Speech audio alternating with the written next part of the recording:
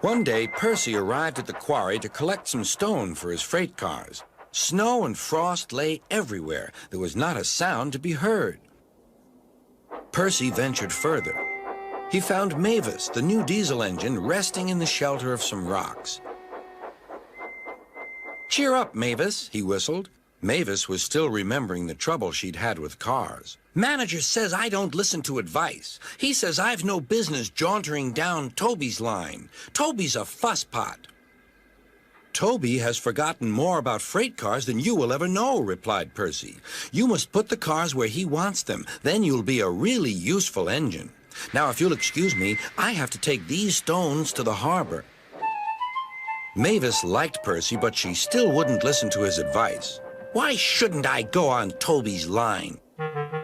The siding arrangements were awkward. To put the cars where Toby wanted them, Mavis had to make several journeys. She started making a plan. "If we used the teeniest bit of Toby's line," she said to her driver, "we would save all this bother."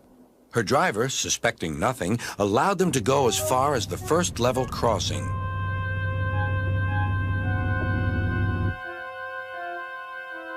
A few days later, the weather changed. As the snow melted, the quarry grew busy again. Some trains were so long that before leaving the cars for Toby, Mavis had to go beyond the level crossing with them. Now for her plan. She would go further down the line without it seeming her fault. "Can you keep a secret?" she asked the freight cars.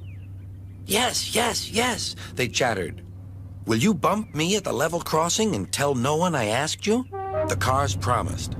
But while Mavis was away, Toby arrived. He decided to shunt the cars himself. The cars decided to bump him anyway. They reached the level crossing and Toby's brakes came on. This was the signal for the freight cars. "On, on," they yelled. Toby was away, with the cars screaming and yelling behind him. No one realized that melted snow had turned a stream ahead into a torrent, and the bridge above it was about to collapse.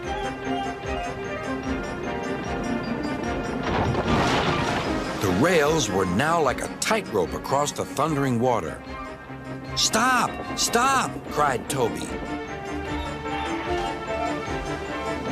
His driver fought for control. They came nearer and nearer to the bridge. It was all or nothing now. The driver braked hard.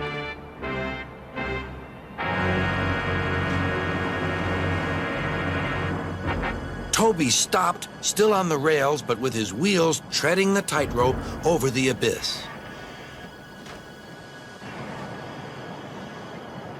Mavis was horrified and quickly came to the rescue.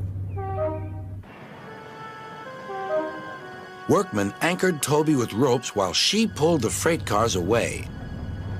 Then she helped Toby to safety.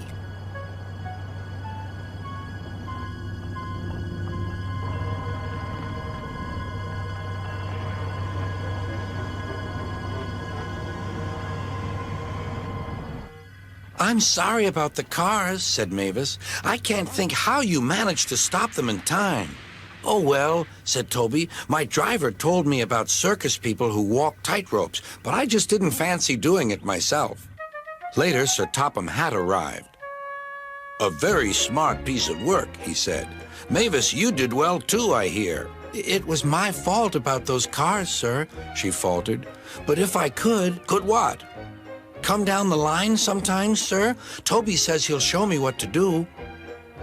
"Certainly," replied Sir Topham Hatt, "if your manager agrees." And so it was arranged.